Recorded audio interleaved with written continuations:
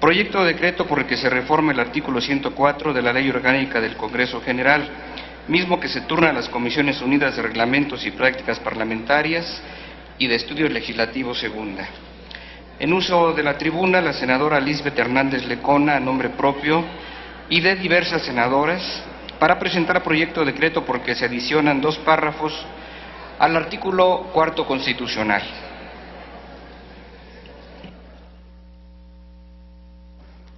Gracias, senador presidente. Compañeras senadoras, compañeros senadores, en representación de mis compañeras Angélica del Rosario Araujo Lara, Hilda Estela Flores Escalera, Margarita Flores Sánchez, Diva Danmira Gastelum Bajo, Juana Leticia Herrera Ale, Lilia Guadalupe Merodio Reza, Claudia Artemisa Pavlovich Arellano, María del Rocío Pineda Gouchi, Meli Romero Celis y la de la voz, integrantes del grupo parlamentario del PRI, venimos a proponer a la más alta tribuna la reforma al artículo 4 de la Constitución Política de los Estados Unidos Mexicanos. La presente iniciativa propone establecer, regular, implementar, impulsar, fomentar y promover por parte del Estado 4 grandes rubros que han de ejecutarse de manera transversal, íntegra y concurrente. Número 1, una cultura de educación alimentaria sana y nutricional en nuestro país. Número 2, una producción y consumo preferente de los alimentos elaborados a nivel local que propicien una autosuficiencia alimentaria, influyendo activamente en los mecanismos adecuados y eficaces para el abasto oportuno, suficiente e incluyente de alimentos a la población. 3, un desarrollo y crecimiento del país a través de la promoción y aseguramiento de la seguridad y soberanía alimentaria. Y 4, una completa sustentabilidad agroalimentaria para toda la sociedad mexicana. Educación alimentaria sana. La alimentación es uno de los problemas fundamentales que presenta el mundo contemporáneo, donde reina el hambre y la extrema pobreza, que son los causantes de la inseguridad alimentaria y nutricional. El mal uso de los alimentos disponibles y la toma de decisiones incorrectas sobre el consumo de los mismos están propiciando factores socioculturales que traen consigo hábitos alimentarios inadecuados y una serie de enfermedades como la diabetes, la anorexia, la bulimia, la obesidad, las cuales traen problemas nutricionales que repercuten en la calidad de vida de la población. La soberanía alimentaria es el derecho de los pueblos a definir sus propias políticas sustentables de producción, distribución y consumo de alimentos, garantizando el derecho a la alimentación para toda la población, con base a la pequeña y mediana producción, respetando sus propias culturas y diversidad de los modos campesinos, pesqueros e indígenas de producción y comercialización agropecuaria, y de gestión en los espacios rurales en los cuales la mujer desempeña un papel fundamental. La seguridad alimentaria ha sido conceptualizada como el estado en el cual todas las personas gozan en forma oportuna y permanente de acceso a los alimentos que necesitan en cantidad y calidad para su adecuado consumo y utilización biológica, garantizándoles un estado de bienestar que coadyuven a su desarrollo. El Consejo Nacional de Evaluación de la Política de Desarrollo Social, Coneval, ha reportado que de un total de 28 millones de mexicanos que se encuentran en pobreza alimentaria, el 46% está en situación de pobreza multidimensional, donde el grano más importante de la dieta es el maíz. Es el que se ha visto más amenazado por el alza de su precio, la disminución de la superficie de cultivo y el impacto negativo al medio ambiente. Datos adicionales en torno a la seguridad agroalimentaria en nuestro país se presentan en los índices de importación de México, los cuales reportan que el país compra al exterior poco más del 25% del maíz, casi la mitad del trigo, un 80% del arroz, un 90% de soya, un 40% de sorgo y el 7% de frijol que consumimos. Nuestro país importa el 40% de los alimentos que se requieren, para lo que se destinan más de 20 millones de dólares al año. En conclusión, es una necesidad prioritaria hacia modelos que permitan comprender, mejorar y diseñar sistemas de producción agrícola y de transformación a escala territorial, es decir, hacer realidad la exportación de lo que se produce en cada estado. Se trata de regionalizarlo, a fin de que en base a las necesidades o abundancia de cada entidad federativa, se implementen las acciones pertinentes para actuar en específico al caso concreto, es una actividad integral, concurrente y transversal entre todos los sectores, tanto públicos como privados. No solo se trata de reconocer el derecho a la alimentación, sino la implementación de políticas prioritarias y la inclusión de esquemas y herramientas de cooperación social tendientes a fortalecer la educación alimentaria sana, nutricional, la seguridad y la soberanía alimentaria y como consecuencia la sustentabilidad agroalimentaria. Por lo anteriormente expuesto, sometemos a consideración del Pleno Legislativo de la Cámara de Senadores la siguiente iniciativa con proyecto de decreto por el que se adicionan 2 párrafos al artículo 4 de la Constitución Política de los Estados Unidos Mexicanos, para quedar como a continuación se señala. El Estado promoverá una cultura de educación alimentaria sana, preferentemente de los alimentos producidos a nivel local. El Estado impulsará las acciones necesarias para el desarrollo de la soberanía y la seguridad alimentaria, que permitan la sustentabilidad agroalimentaria de la población mexicana. Es cuanto, señor presidente. Solicito sea integrada la iniciativa al semanero de los debates. Gracias, senadora. Como lo solicita, se hará la inserción íntegra de su documento. Muchas gracias. Se turna a las Comisiones Unidas de Puntos Constitucionales y de Estudios Legislativos Primera. En uso de la tribuna, el senador Ernesto Rufo Appel, a nombre propio y de integrantes del Grupo Parlamentario del Partido Acción Nacional, para presentar proyecto de decreto por el que se reforme el artículo 104 de la Ley Orgánica del Congreso General.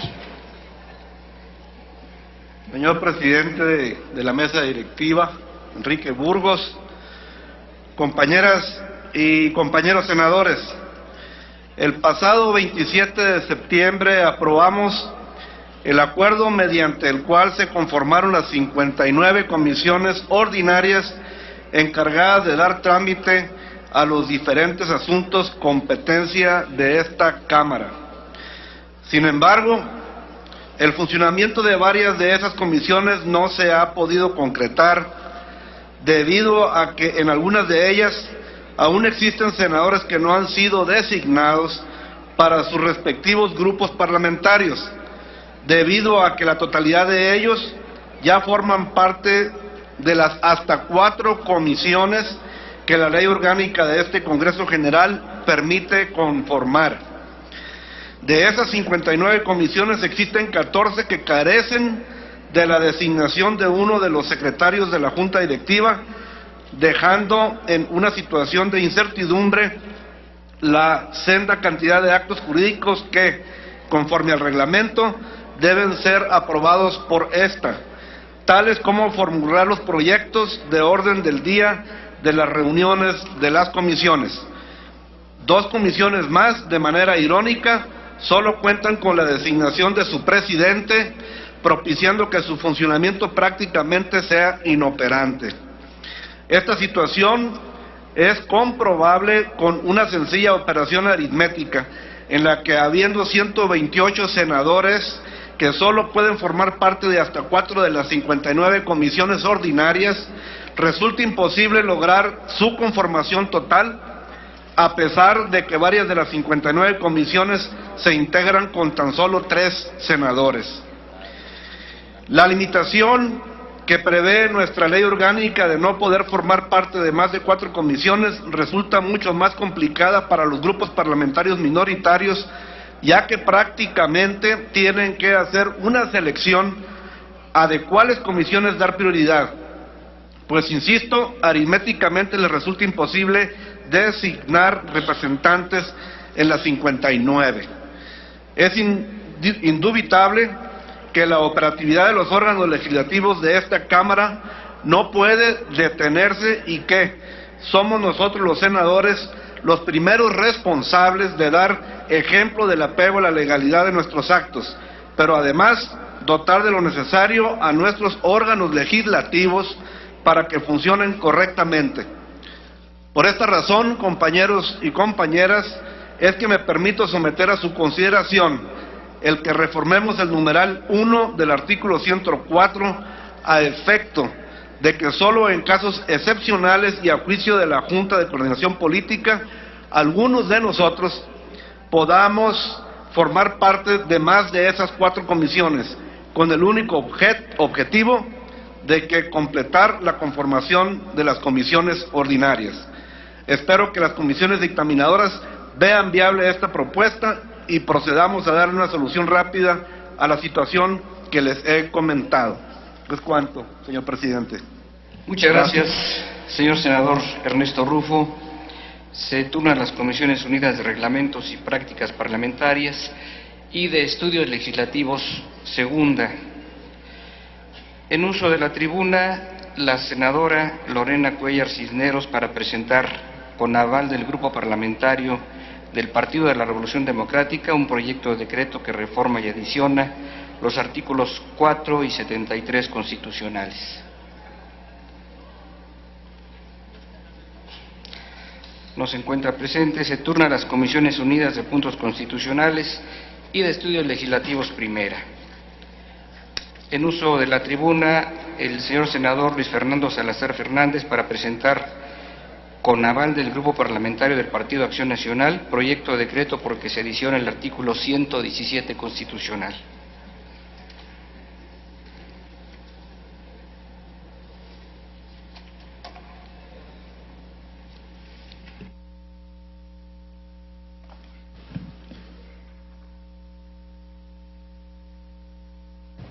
Honorable presidente de la mesa directiva del Senado de la República, estimadas senadoras, estimados senadores, hoy vengo a esta tribuna a impulsar una reforma constitucional de la mayor trascendencia para nuestro país. Me refiero a la urgencia de poner un freno al endeudamiento excesivo de los estados. En la historia de México, el endeudamiento ha sido un verdadero descalabro.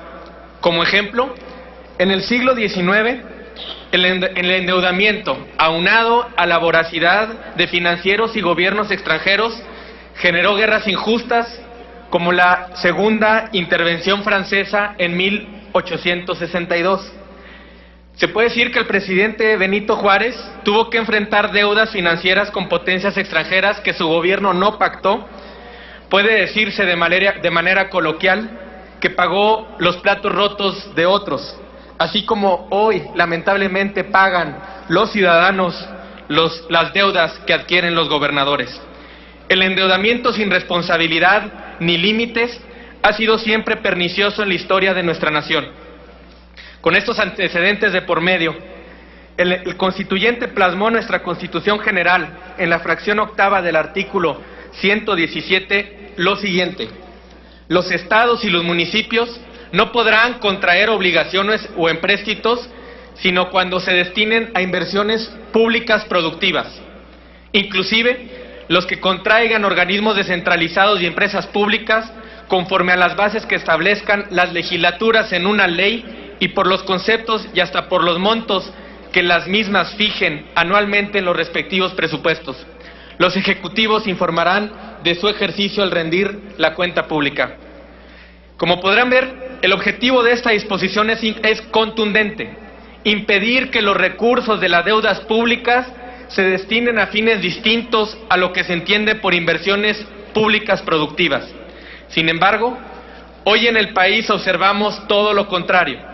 Estamos ante un escenario en el que varios estados de la República han aumentado de forma desproporcionada y colosal sus deudas públicas. En cifras globales, diversos medios de comunicación revelaron meses atrás que la deuda de los estados había crecido en un 623% los últimos 18 años, y siendo realidad que la mayor parte de este pasivo aumentó, se ha verificado en el periodo de 2007 a 2011. Coahuila, Nuevo León, Puebla, Michoacán, Distrito Federal, Estado de México, son ejemplos de entidades que aumentaron su deuda de forma colosal en los últimos 4 años. En Coahuila particularmente la deuda creció de 350 millones a 36,000 millones en solo 3 años. Un incremento escandaloso de más de 10,000%, cifra que no se justifica bajo ningún argumento. Sin duda, contratar créditos para financiar necesidades relativas al gasto público Es un derecho de los tres órdenes de gobierno y de sus respectivos organismos. Pero es crucial entender que no es una prerrogativa sujeta a los caprichos de los gobernadores en turno.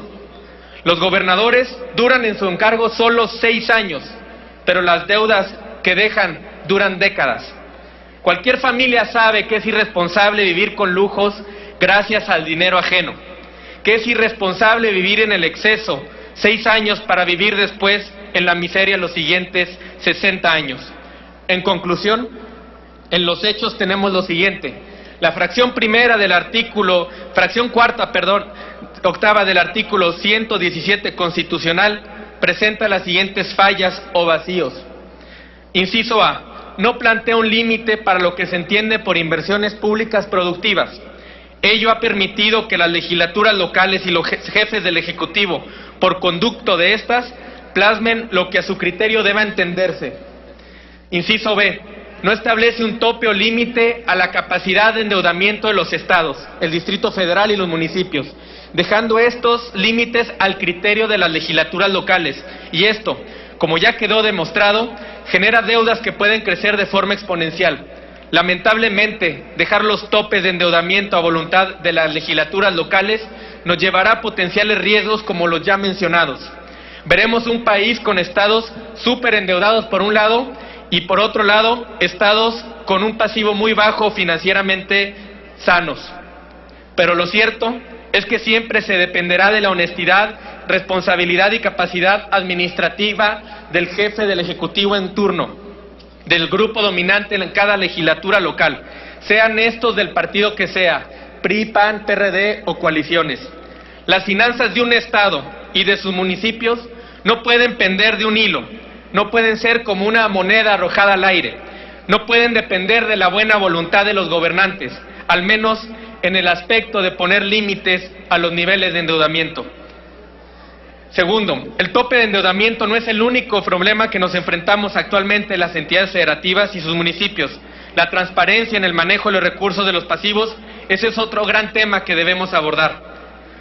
Finalmente, señalar otro problema serio es el hecho que en muchos casos se permite en las leyes de deuda local la contratación de forma directa por parte de las autoridades estatales, municipios y respectivos organismos, empréstitos que son solicitados sin permiso o autorización del Congreso local y que se llevan a cabo en forma arbitraria a incrementar aún más los niveles de endeudamiento de estas, una situación que dista mucho de ser fácilmente controlada o regulada.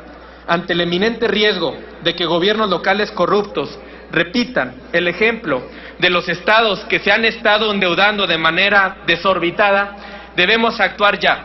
No debemos olvidar que son los contribuyentes los que pagarán esas deudas, esos actos de corrupción. Por esta urgente situación que enfrenta la patria, se propone establecer un límite al endeudamiento de un 15% del total del presupuesto de egresos del año fiscal que corresponda al Estado, municipio u organismo solicitante, además de solicitar a la publicación de las solicitudes de obligaciones y empréstitos contratados, previa autorización de 2/3 partes de las legislaturas locales. Señoras y señores, el grupo parlamentario del PAN es consciente de que y los senadores aquí presentes estamos conscientes de que representamos a los estados y por eso mismo debemos defender a los ciudadanos de nuestras entidades y no nada más a los gobernadores. La de hoy es una propuesta histórica para poner un freno al grave problema que amenaza la viabilidad financiera de los estados y que en realidad constituye un golpe artero al federalismo mismo. Sí, porque la autonomía de los estados han ganado a lo largo de los siglos no puede ponerse en riesgo por el capricho de malos gobernantes que endeudan a sus ciudadanos sin límite, sin reparo, sin rendir cuentas a nadie. La libertad no puede convertirse en irresponsabilidad. Como Cámara de Senadores y de representantes de cada uno de nuestras entidades federativas, el Senado tiene la obligación moral no solo de convertirse en un contrapeso del Ejecutivo Federal, sino también de aquellos ejecutivos estatales que amenazan con llevar a la quiebra impunemente a sus ciudadanos. Esos malos gobernantes parecieran decir: después de mí el diluvio, y en nuestras manos está impedir esa atrocidad.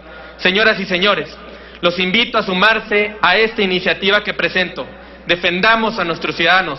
Pongamos un alto al endeudamiento injustificado e injusto de los estados. Las generaciones de hoy y de mañana se los agradecerán. Muchas gracias, presidente. Solicito que la iniciativa que aquí se presentó sea integrada en los términos en los que fue presentada en la mesa directiva. Muchas gracias. Gracias. Como lo solicita, se hará la inserción íntegra de su texto y se turnan las Comisiones Unidas de Puntos Constitucionales y de Estudios Legislativos segunda. Reiteramos nuestra respetuosa solicitud para que de las iniciativas que se están presentando, si bien el reglamento concede 10 minutos, dada la acumulación de asuntos pendientes, ojalá pudiera hacerse un esfuerzo por compactarlo a 5 minutos. En uso de la tribuna, la senadora Lorena Cuellar Cisneros para presentar con aval del Grupo Parlamentario del Partido de la Revolución Democrática proyecto de decreto que reforma y adiciona los artículos 4 y 73 de la Constitución.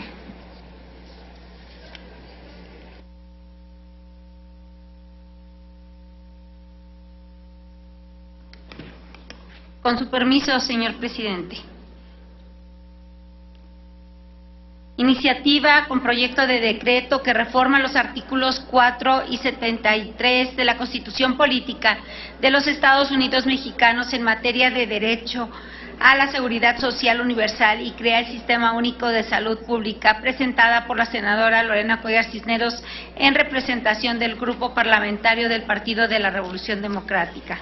Con su anuencia, señor presidente, compañeros legisladoras, compañeros legisladores, me permito hacer uso de esta tribuna para registrar en nombre del Grupo Parlamentario del Partido de la Revolución Democrática la iniciativa con proyecto de decreto que reforma los artículos 4 y 73 de la Constitución Política de los Estados Unidos Mexicanos en materia de derecho de la seguridad social universal y crea el Sistema Único de Salud Pública, de acuerdo con la siguiente exposición de motivos.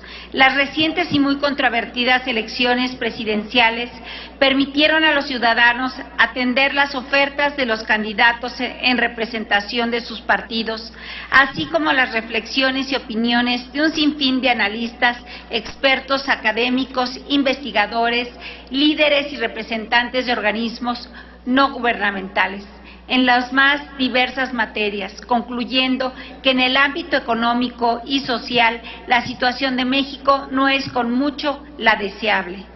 Se combinó que un crecimiento económico mediocre con el más bajo promedio de crecimiento sexenal desde los años 80 propició que el trabajo formal fuera a la baja y el informal a la alta, así como una pérdida severa del poder adquisitivo de los ingresos, de modo tal que la pobreza se disparó hasta alcanzar alrededor de la mitad de los mexicanos, impactando así el ejercicio de sus derechos humanos y sociales. Ello es un agresivo y progresivo contexto de concentración de la riqueza de dimensiones tales que al cierre del 2011 unos cuantos acapararon alrededor del 13% del PIB, cuando en 2006 acapararon el 6%. Según el Consejo Nacional de Evaluación de la Política de Desarrollo Social, Coneval, el 65.5% de la población carece de acceso a la seguridad social, el 40.7% a los servicios de salud y el 21.6% a la alimentación.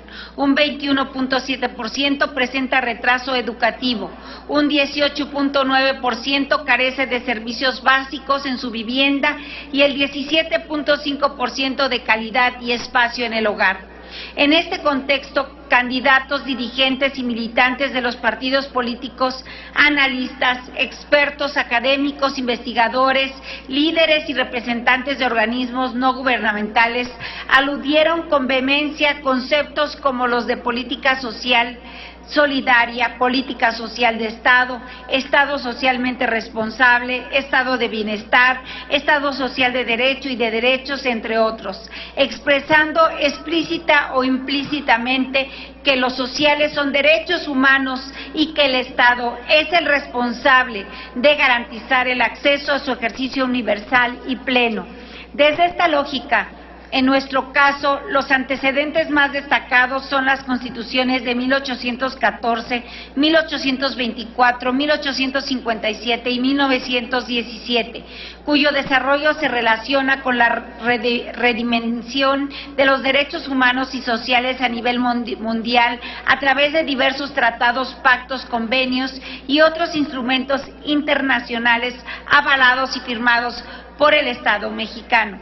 Acorde con el antecedente de la Constitución de 1917, el desafío es que México sea punta de lanza en la transformación de las ideas y se redimensione como un país con voz propia, de vanguardia y solo a nivel global, de manera que la razón esencial del Estado sea retomar y fortalecer el sendero del bienestar y de la justicia social, resguardando los más elevados horizontes en la calidad de vida de todas las personas para estar a la altura de las exigencias de nuestra época histórica, así como de las pretensiones, urgencias y anhelos de los mexicanos, de manera que sean libres, dignos e iguales en un país soberano, democrático y justo.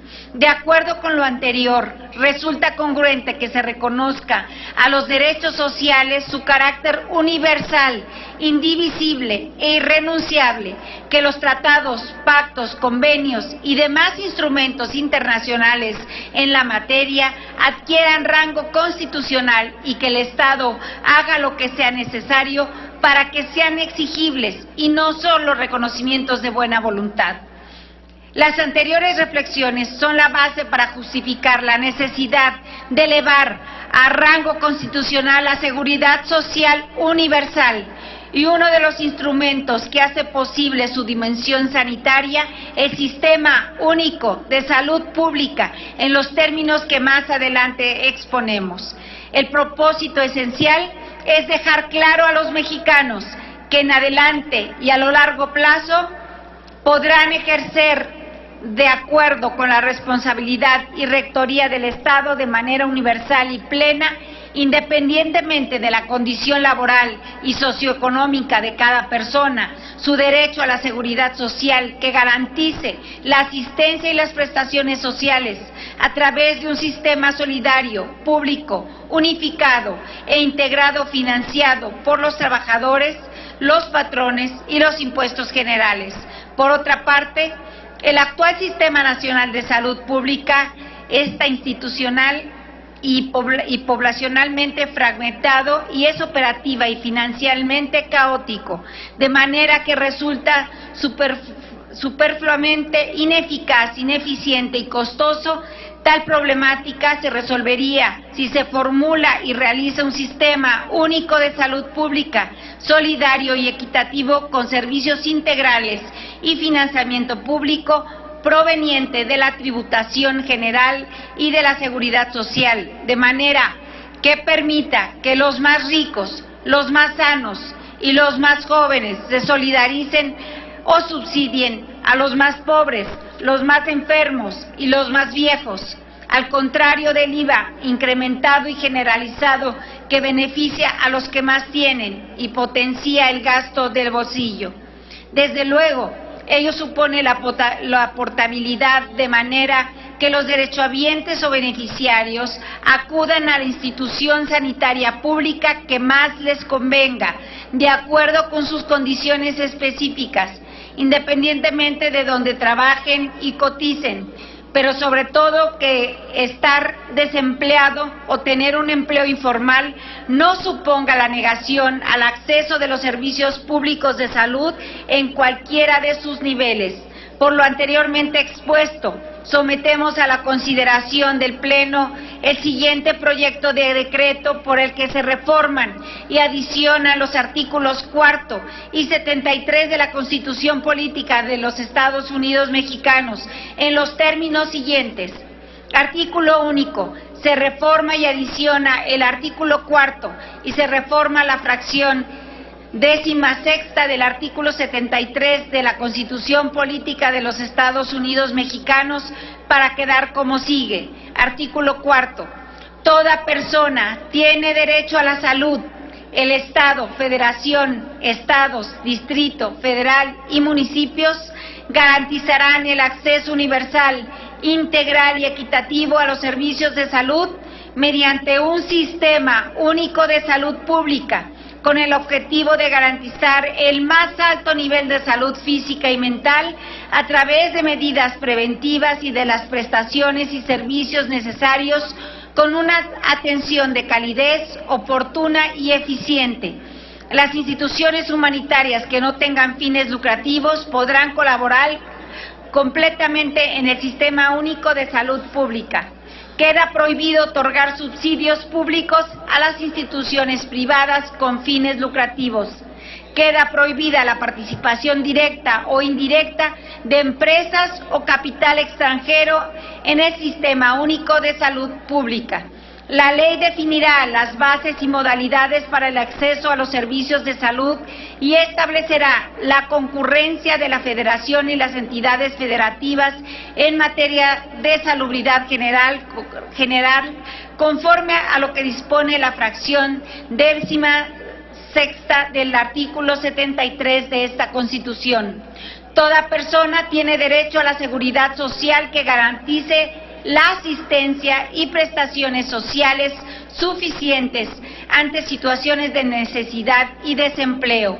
La ley definirá las bases y modalidades para el acceso a la asistencia y prestaciones de seguridad social y establecerá la concurrencia de la Federación y las entidades federativas en materia de seguridad social, conforme a lo que dispone la fracción 16ª del artículo 73 y el artículo 123 de esta Constitución.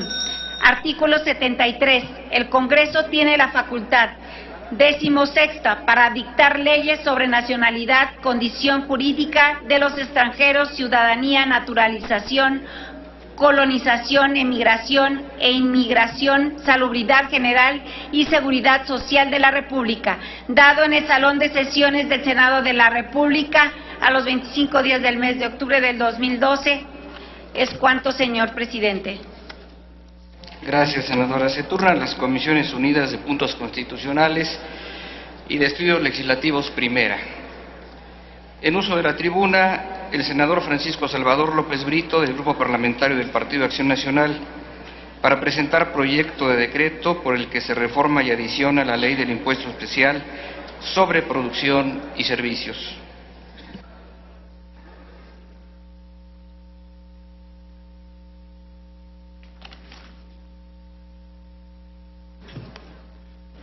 Con su permiso, presidente, amigas y amigos senadores,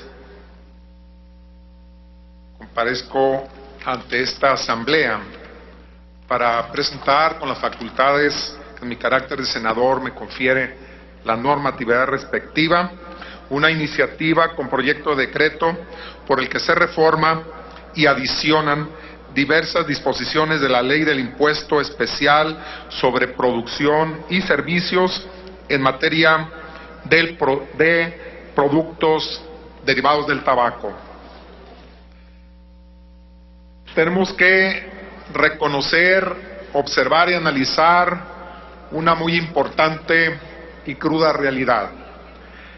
El número de consumidores en el mundo de derivados del tabaco es de aproximadamente 1.000 millones de personas.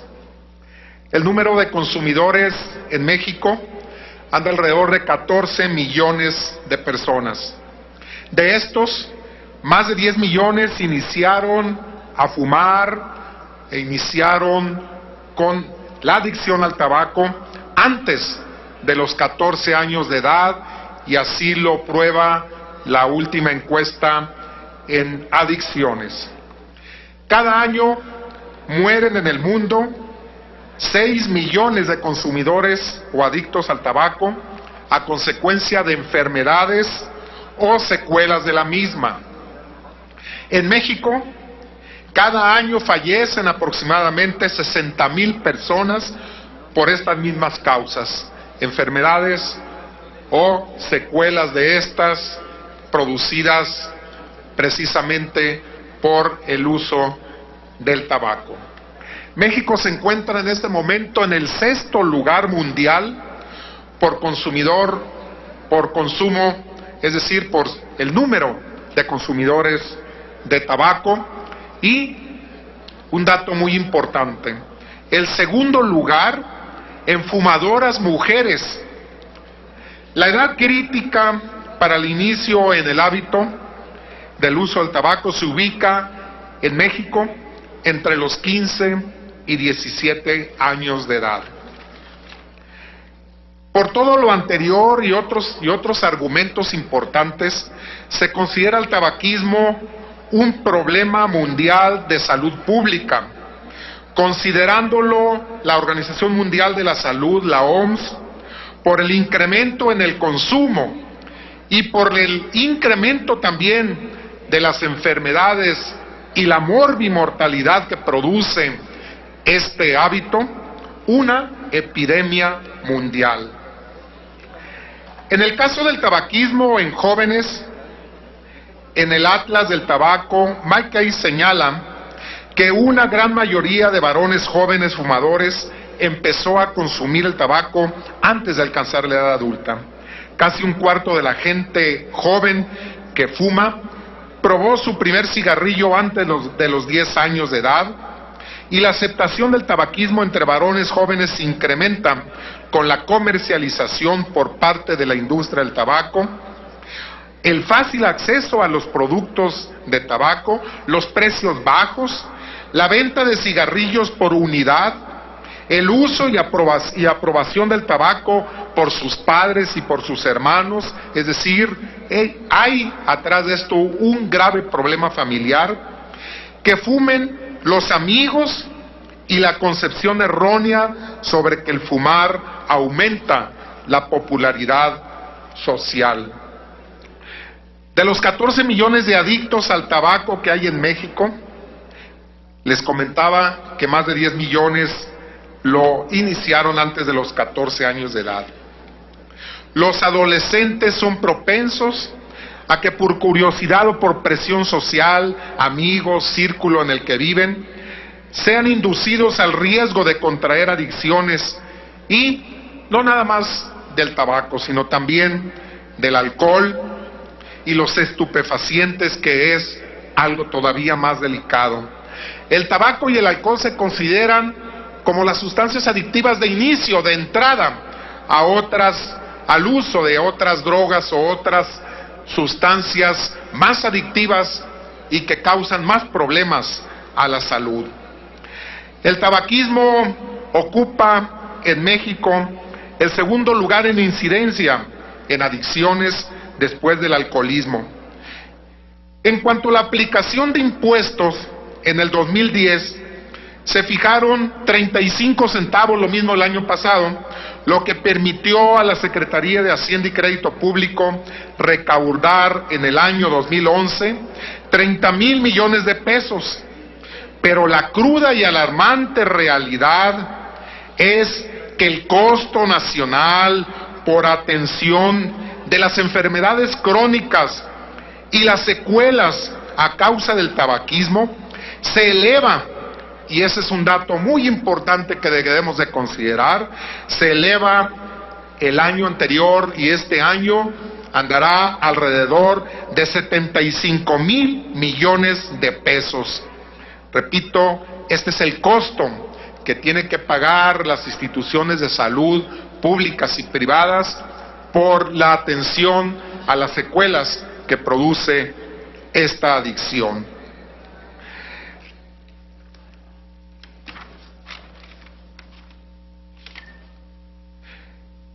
Entre las enfermedades que se encuentran relacionadas con el humo, y este es otro concepto importante de segunda mano, son cáncer de pulmón, exacerbación de bronquitis asmática, infarto al miocardio, parto prematuros, bajo peso al nacer, derrame cerebral, infecciones del oído medio en menores de edad, infecciones respiratorias bajas como bronquitis y neumonía en menores, inducción o exacerbación de bronquitis asmáticas en menores.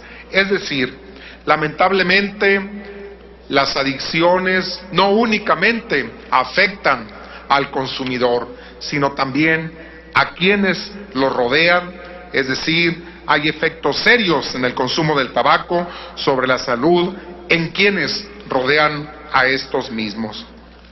De acuerdo a estudios, mientras los países desarrollados mantendrán tasas de consumo estables e incluso disminuirán debido a las políticas de control del tabaco, en aquellos que se encuentran en desarrollo se prevé que estas tasas aumenten desproporcionadamente.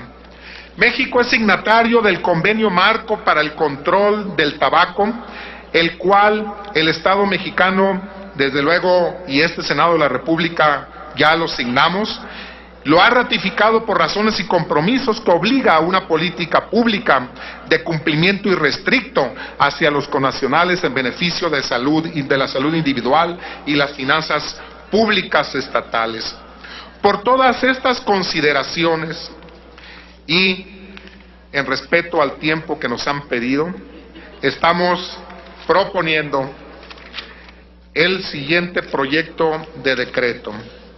Artículo único. Se reforma el segundo párrafo y se adiciona un cuarto párrafo del inciso C, fracción 1 del artículo segundo de la Ley del Impuesto Especial sobre Producción y Servicios para quedar como sigue: 1 a 3. Adicionalmente a las tasas establecidas en este inciso, se pagará una cuota de 90 centavos por cigarrillo enajenado e importado. Para los efectos de esta ley, se considerará que el peso de un cigarrillo equivale a 0.75 gramos del tabaco, incluyendo el peso de otras sustancias con que esté mezclado el tabaco. La cuota de 0.90 centavos por cigarrillo enajenado o importado se actualizará anualmente. Dicha actualización se efectuará en el mes de enero de cada año aplicando el factor que resulte de dividir el Índice Nacional de Precios al Consumidor reportado por el Instituto Nacional de Estadística y Geografía correspondiente al mes de diciembre del año anterior entre el citado índice correspondiente al mes de enero del mismo año. Esta disposición se ajustará a lo establecido en el Código Fiscal de la Federación. Con esto apenas estaríamos completando los 75,000 millones de pesos que se requieren por las instituciones de salud públicas y privadas para atender las secuelas delicadas, graves y que producen una alta morbimortalidad en los consumidores del tabaco y entre quienes los rodean. Es cuanto, señor presidente. Senadora, sonido al escaño de la senadora Dolores Padierna. Solamente preguntarle al senador si me puedo adherir a su punto, porque además hemos trabajado el tema y tenemos el mismo plan de trabajo. ¿Acepta, senador? Senador Olz, ¿también? Gracias. Tome nota la Secretaría de las adhesiones que se están proponiendo. Muchas gracias.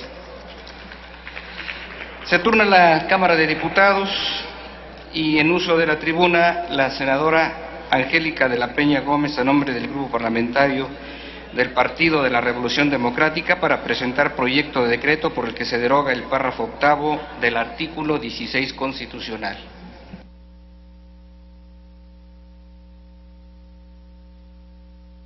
Muchas gracias, señor presidente. Con su permiso, señoras y señores senadores. La figura del arraigo en México fue incorporada al sistema penal mexicano por primera ocasión en 1983 tras la reforma del Código Penal de Procedimientos Penales, el Código Federal de Procedimientos Penales, en donde se introdujo como una medida preventiva para garantizar la disponibilidad de los acusados durante la investigación preliminar y durante el proceso penal. Esta figura era aplicada a solicitud del Ministerio Público cuando la naturaleza del delito o la pena no requería de prisión preventiva y existía una base bien fundada para suponer que la persona acusada podría evadir la justicia.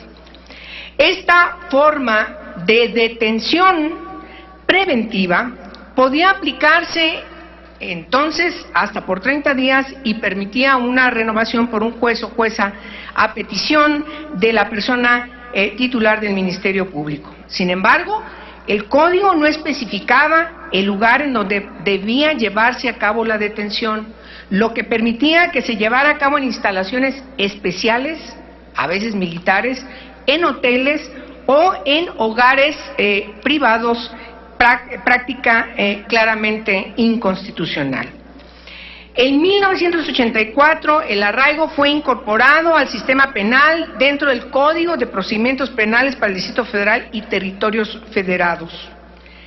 Durante los años del 2006 y 2007, previo a la aprobación de la reforma del sistema de justicia penal, se presentaron en el Congreso de la Unión diversas iniciativas que confluyeron finalmente en un dictamen de la Cámara de Diputados el 10 de diciembre de 2007.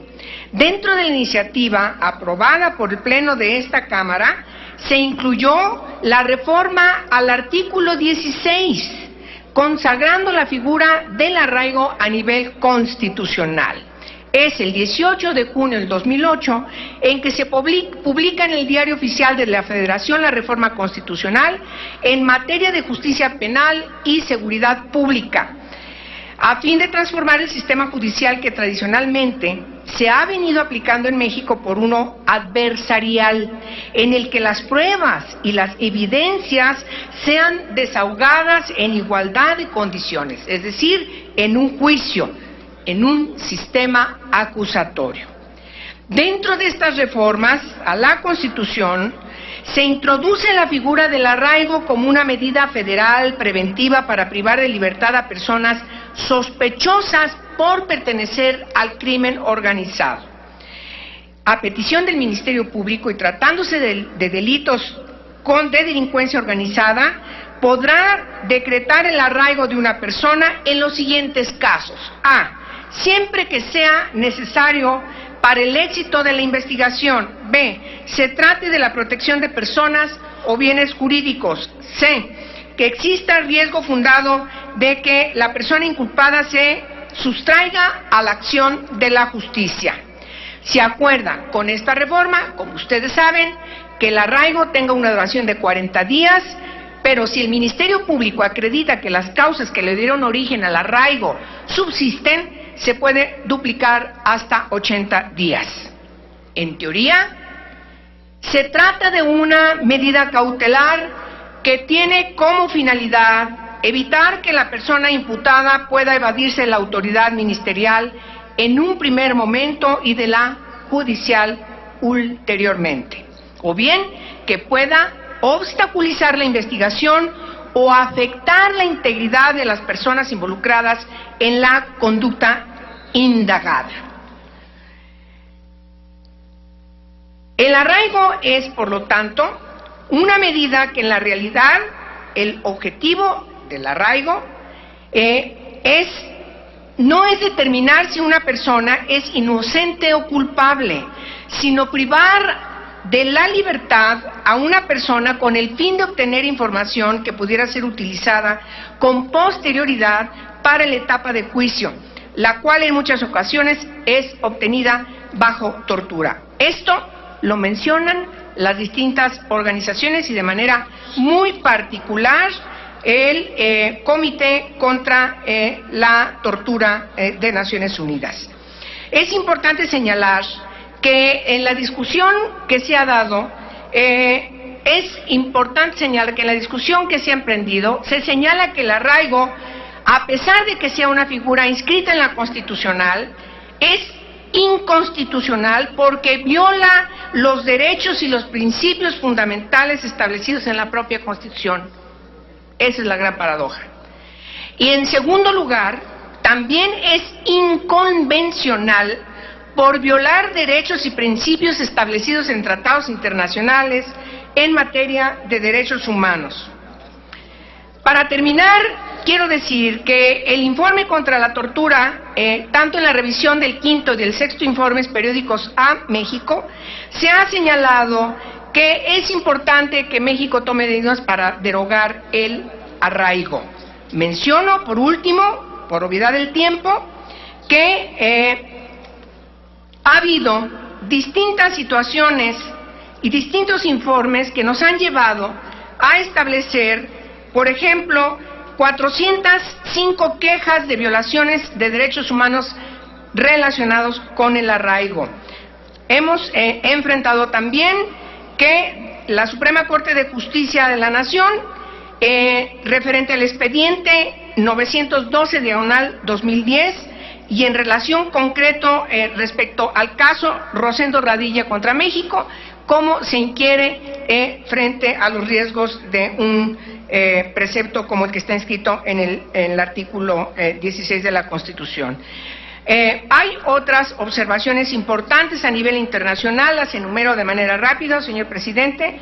Una es la del Grupo de Trabajo sobre Detenciones Arbitrarias de Naciones Unidas del 2002, el Comité contra la Tortura de Naciones Unidas del 2007, el Subcomité de las Naciones Unidas para la Prevención de la Tortura y otros tratos crueles, inhumanos o degradantes del 2009, el examen periódico universal que emprenden entre otros las naciones de Nueva Zelanda, Irlanda y Suiza a México del 2009, el Comité de Derechos Humanos de Naciones Unidas del 2010, la relatora especial de Naciones Unidas sobre la independencia de jueces y abogados del 2010, el Grupo de Trabajo sobre Desapariciones Forzadas o Involuntarias del 2011 y finalmente lo que ya referí del Comité contra la Tortura de Naciones Unidas. Y termino mencionando que hay desde este comité una preocupación expresa porque se reitera en los diversos informes que documentan las denuncias de actos de tortura y malos tratos a personas privadas de libertad en virtud de órdenes de arraigo, algunas de ellas cumplidas además en instalaciones militares.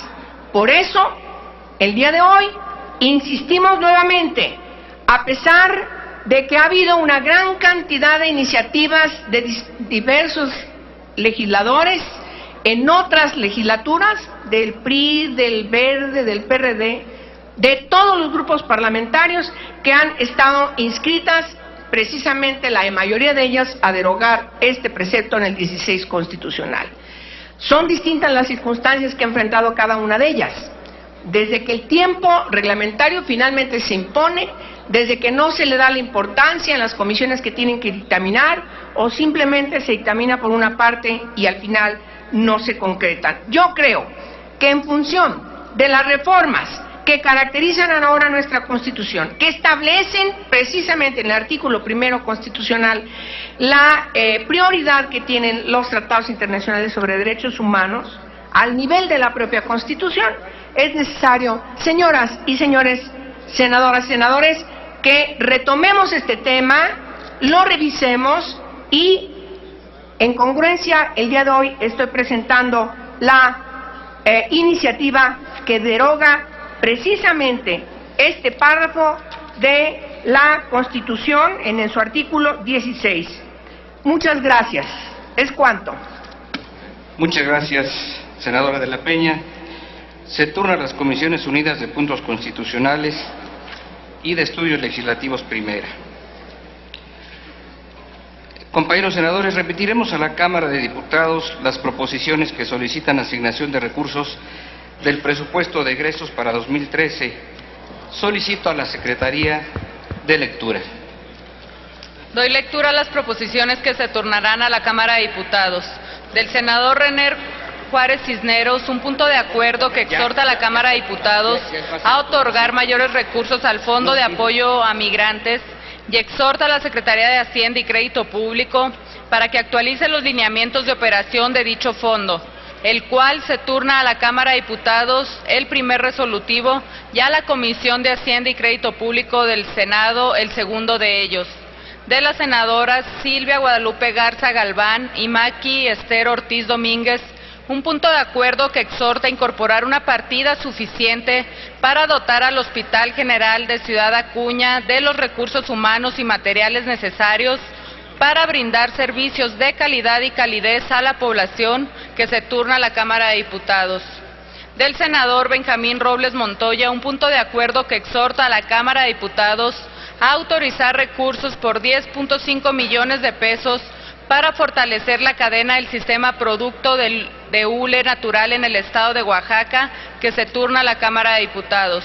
De los senadores Luis Armando Melgar Bravo, Humberto Domingo Mayanzca Naval y Zoe Robledo Aburto, un punto de acuerdo que exhorta a restablecer y fortalecer el Programa Nacional de Cacao con un enfoque regional, que se turna a la Comisión de Agricultura y Ganadería del Senado el primer resolutivo y a la Cámara de Diputados el segundo de ellos.